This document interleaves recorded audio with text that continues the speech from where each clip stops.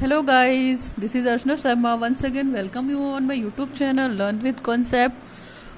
Learn with concept में आपका स्वागत है। आई थिंक सभी ठीक होंगे आप।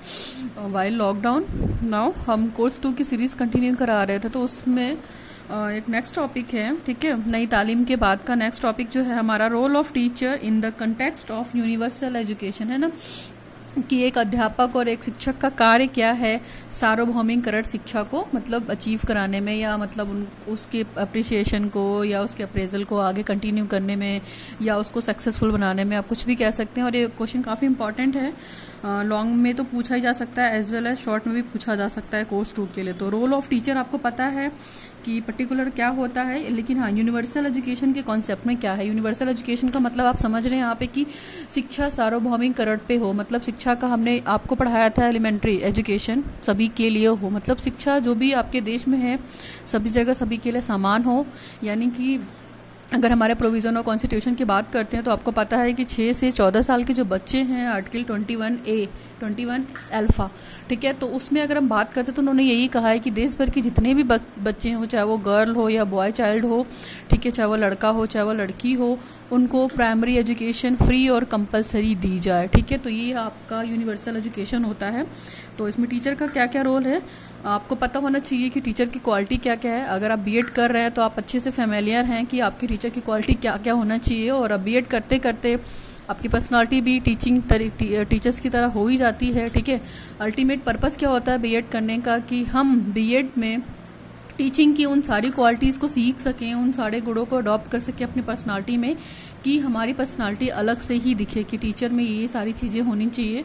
प्रैक्टिस टीचिंग के थ्रू, वाइल टीचिंग के थ्रू, ट्रेनिंग के थ्रू, चीज़ों को पढ़ के, चीज़ों को लर्न करके, ठीक है, और चीज़ों को एक्सप्लेन करके एक्सपीरियंस के माध्यम से या किसी भी। तो यहाँ पे आपको हम बात करते हैं कि टीचर के पर्सनालिटी को कैसे इफेक्टिव कराते हैं। ये पॉइंट्स हैं, बहुत ही अच्छे पॉइंट हैं कि एक आइडियल टीचर में क्या क्या चीज़ें होनी चाहिए, क्या क्या क्वालिटीज़ होनी चाहिए।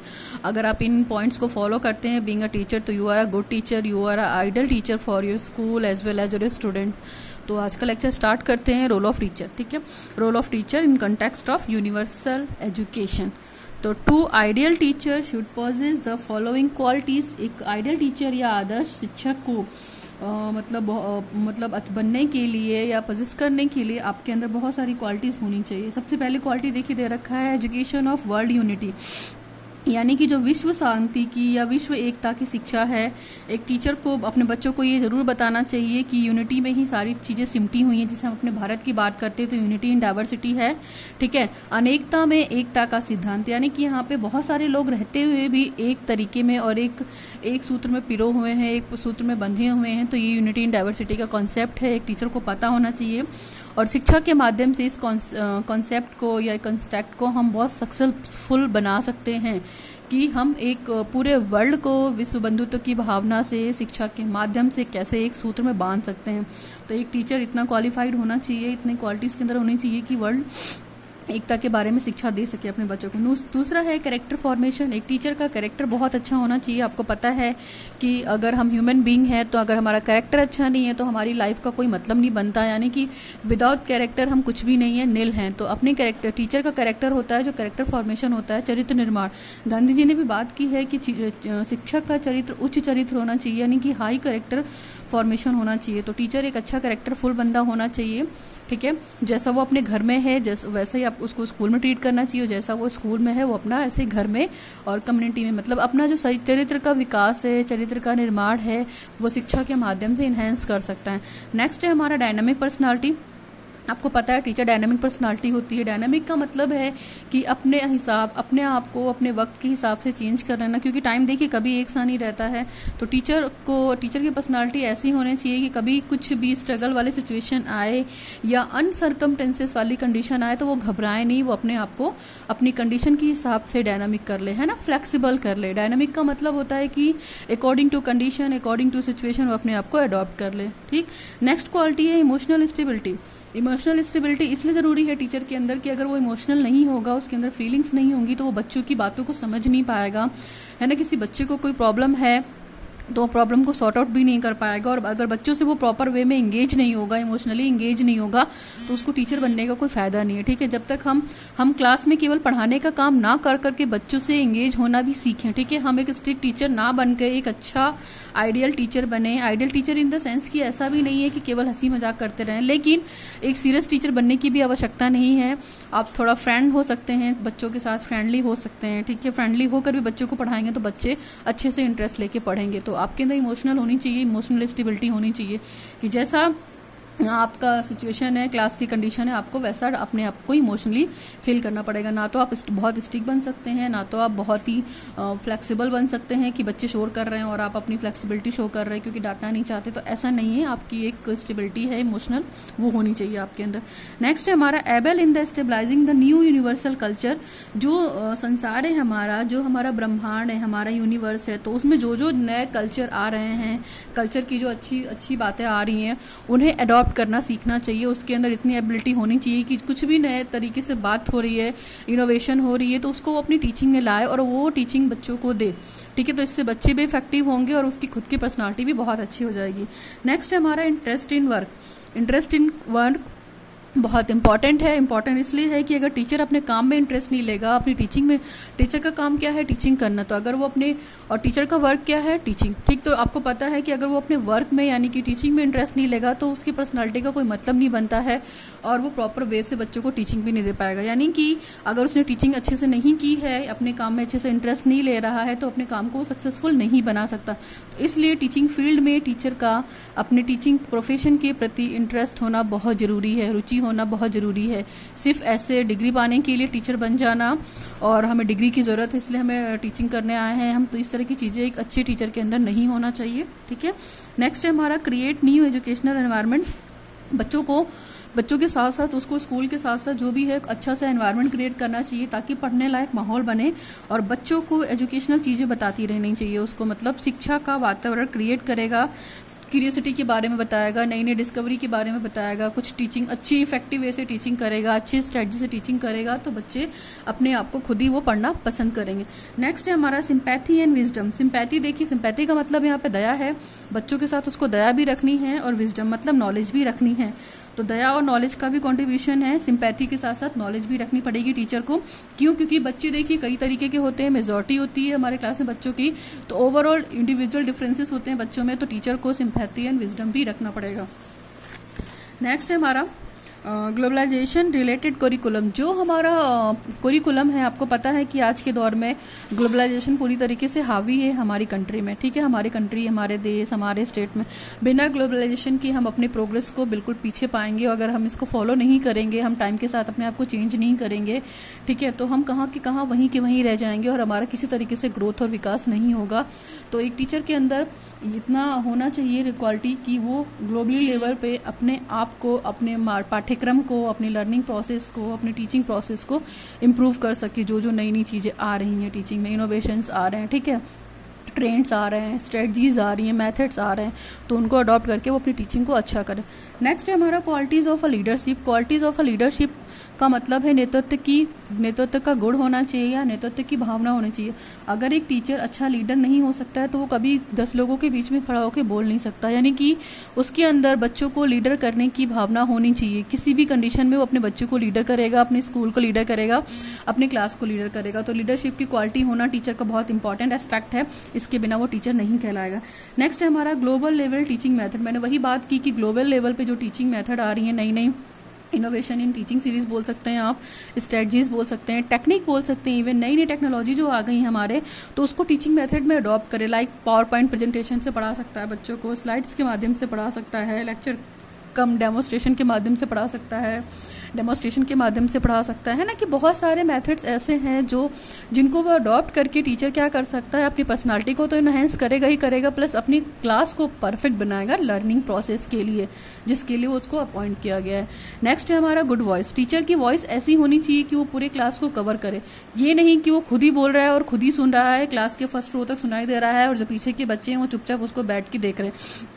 क्योंकि कभी कभी क्या होता है, डर के मारे बच्चे बोलते नहीं है कि मैम या सर आपकी आवाज़ पीछे नहीं आ रही है।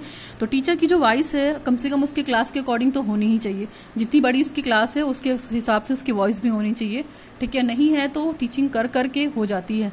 तो जो हम बात करते हैं टीचर का, वॉइस सबसे ज़रूरी है। अगर टीचर बोल नहीं पाएगा, उसकी अच्छी वॉइस नहीं होगी, चीज़ों को कमांड नहीं कर पाएगा, तो फिर वो अच्छे तरीके से पढ़ा भी नहीं पाएगा प्लान को। तो वॉइस ज़रूरी है, और स्पेशली आपकी क्लास के अकॉर्डिंग। अगर आपकी 100 बच्चों की क्लास है तो आपकी वॉइस उन्हीं के अकॉर्डिंग होनी चाहिए कि फर्स्ट बेंच से लेकर लास्ट बेंच तक जो बच्चे बैठे हैं उनको प्रॉपर वे में आपकी वॉइस क्लियर हो, नीट हो, क्लियर फ्लुएंसी अच्छी हो, उसकी फ्लेक्सिबिलिटी अच्छी हो, ओरिजिनलिटी अच्छी हो लैंग्वेज में, ठीक है।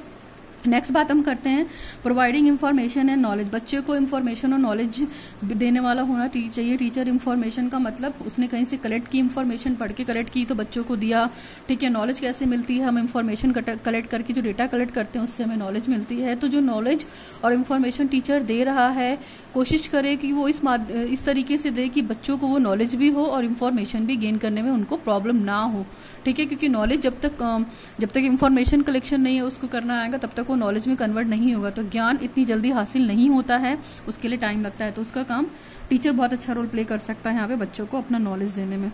नाउ नेक्स्ट है patience and tolerance. Patience and tolerance इसलिए होना चाहिए कि देखिए सारे बच्चे एक जैसे नहीं होते हैं। कुछ बच्चों को एक बार में ही समझ आ जाता है, कुछ बच्चों को 2 बार में समझ में आता है या 3 बार में, ठीक है, या उन्हें थोड़ा टाइम लगता है। तो टीचर के पास अगर बच्चे इस डर से जाएंगे नहीं, ठीक है, जाते हैं क्वेश्चन पूछने के लिए तो टीचर डांट के भगा देता है। तो ऐसा नहीं होना चाहिए, उनके पास पेशेंस होना चाहिए। आप एक टॉपिक को 2 बार क्लास में कंटिन्यू कर सकते हैं, बच्चों से फीडबैक लेकर। जो असेसमेंट है, इवैल्यूएशन होता है, तो आप पेशेंस रखिए अपने टॉपिक को, कंसेप्ट को क्लियर करने के लिए। अगर कॉन्सेप्ट एक बार में क्लियर नहीं हुआ तो उसे आप 2 बार पढ़ा सकते हैं, 3 बार पढ़ा सकते हैं, क्लियर हो जाएगा अगर आपके अंदर पेशेंस है तो, ठीक है।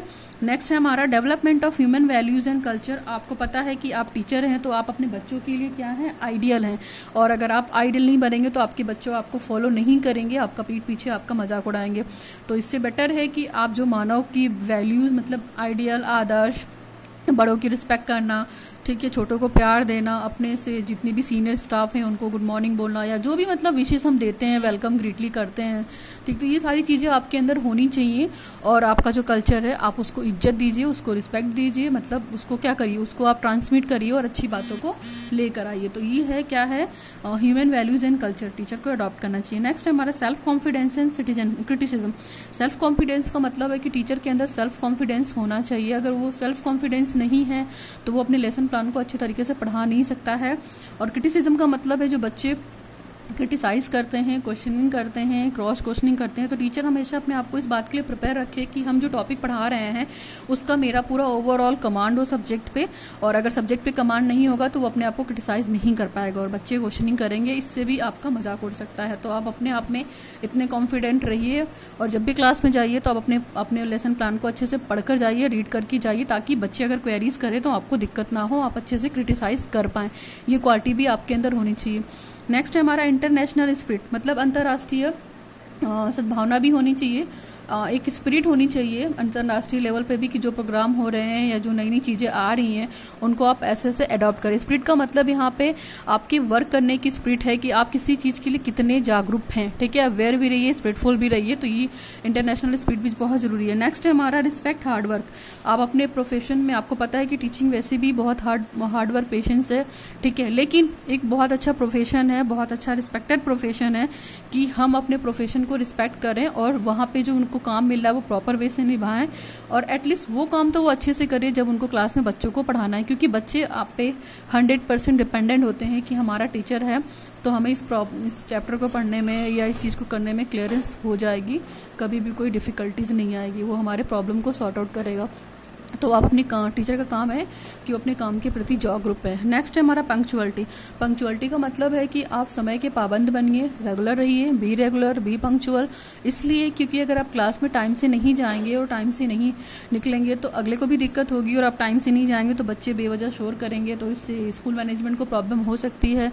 तो इससे अच्छा है कि आप स्कूल भी समय पर जाइए और अपनी क्लास में जो भी आपकी क्लास का टाइम है उसमें भी समय पर जाइए। पंक्चुअलिटी बहुत ज़रूरी है और वही पंक्चुअलिटी उसको अपनी लाइफ में भी लानी। ये नहीं कि स्कूल और कॉलेज में टाइम पर आ गए तो घर में जाकर लेजियों की तरह बैठे हुए, तो ऐसा नहीं है। उसको घर में भी अपनी पंक्चुअलिटी देनी है, क्योंकि क्यों सामने वाले के लिए आइडियल है, स्पेशली अपने बच्चों के लिए। नेक्स्ट है हमारा मेक स्टूडेंट इंटेलेक्चुअल। बच्चों को बौद्धिक क्रियाएं करने के लिए हमेशा क्या करना चाहिए, टीचर को मोटिवेट करना चाहिए इंटेलेक्चुअली, और उनको ये बताना चाहिए कि हाँ आप जैसे आपको असाइनमेंट दिया गया तो असाइनमेंट को कैसे करना है, छोटे छोटे स्टेप्स बताइए, कुछ क्रिएटिव असाइनमेंट दीजिए, क्रिएटिव प्रोजेक्ट वर्क दीजिए। तो बच्चे को क्या होगी, इससे उनकी इंटेलेक्चुअल एक्टिविटी डेवलप होगी, उनका बौद्धिक विकास होगा। नेक्स्ट है हमारा हैव नो प्रीजुडिसेस। आप टीचर किसी तरीके से पूर्वाग्रह से ग्रसित नहीं होना चाहिए। अगर किसी बच्चे ने क्वेश्चन कर दिया है तो आप, और मान लीजिए कुछ बोल दिया है कभी किसी क्लास में लेकर, डिसिप्लिन को लेकर या इनडिसिप्लिन को लेकर, तो आपके अंदर इस तरह की कोई भी पूर्वाग्रह वाली भावना नहीं होनी चाहिए कि आप क्लास के बाहर भी इस बच्चे को देखें। ऐसा नहीं होना चाहिए। आपको बिल्कुल सिंपल सोबर पर्सनालिटी रखनी है। क्यों? क्योंकि आप टीचर हैं, और अगर आप बच्चे के साथ ऐसा करेंगे तो फिर आपका इम्पैक्ट उस स्कूल पे तो खराब पड़ेगा ही पड़ेगा, और बच्चे भी आपसे काफ़ी दूर हो जाएंगे। तो ये 20 पॉइंट्स हैं, और भी पॉइंट्स हैं आप डिस्कस कर सकते हैं, और भी लिख सकते हैं, बहुत कुछ लिख सकते हैं, लेकिन जो मेन पॉइंट्स थे वो मैंने बता दिए हैं। आप इसमें और भी पॉइंट ऐड कर सकते हैं।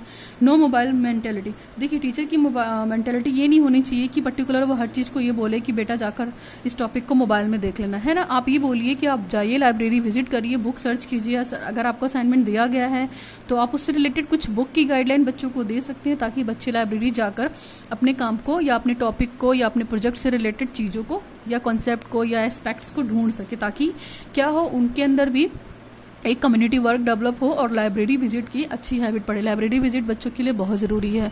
नेक्स्ट है हमारा all around development of personality. Teacher का काम क्या होता है कि बच्चे का केवल वो मेंटली लेवल पे विकास ना करे, उसकी पूरी पर्सनालिटी को टच करे, यानी कि उसको मन से, बुद्धि से, और जो भी उसका ईगो है, जो भी उसका पर्सनालिटी, उसको प्रॉपर वे में डेवलप करे, है ना। All around development of personality की बात गांधी जी भी करते हैं। तो बच्चे को हमें लर्निंग के साथ साथ अर्निंग भी सिखानी है, अपनी पर्सनालिटी को कैसे ग्रो करना है, ये सारी चीज़ें भी उसको सिखानी है। तो इस बात का टीचर को हमेशा ध्यान रखना चाहिए। नेक्स्ट है हमारा deep knowledge of this subject and thirst for it. देखिए जो भी सब्जेक्ट है, जिस भी पेपर को आपको पढ़ाना है, उस पर आपका पूरा कमांड होना चाहिए। इसलिए क्योंकि देखिए आप प्रॉपर वे से और इंटेलेक्चुअल चीज़ों से पढ़ाएंगे, थोड़ा क्रिटिकल वे से पढ़ाएंगे, क्रिएटिव तरीके से पढ़ाएंगे, तो बच्चा भी इंटरेस्ट लेगा। और वो ये काम तभी हो सकता है जब आपके अंदर आपके सब्जेक्ट से रिलेटेड डीप नॉलेज हो, यानी आपको अपने सब्जेक्ट में मास्टरी हासिल हो, पूरी नॉलेज हो, तभी आप उसी सब्जेक्ट को अच्छे से पढ़ा सकते हैं।